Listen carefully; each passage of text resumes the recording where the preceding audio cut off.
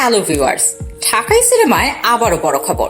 Superstar Shakib খানের নতুন cinema Rockstar নিয়ে ইতিমধ্যেই তৈরি হয়েছে ব্যাপক আলোচনা। সম্প্রতি এই সিনেমার মালয়েশিয়া অংশের শুটিং শেষ হয়েছে, আর খুব শিগগিরই শুরু হচ্ছে দ্বিতীয় ধাপ। আগামী 18 এপ্রিল থেকে ঢাকায় শুরু হবে নতুন শিডিউল, আর এই ধাপেই যোগ দিচ্ছে নতুন চমক।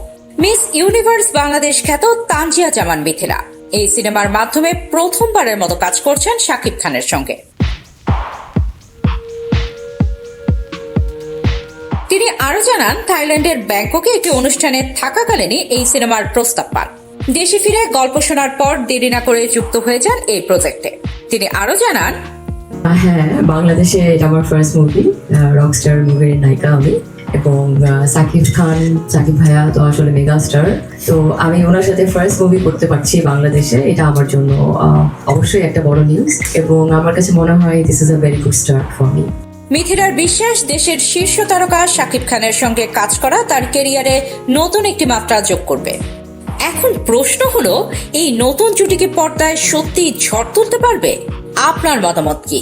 কমেন্ট বক্সে জানাতে ভুলবেন না।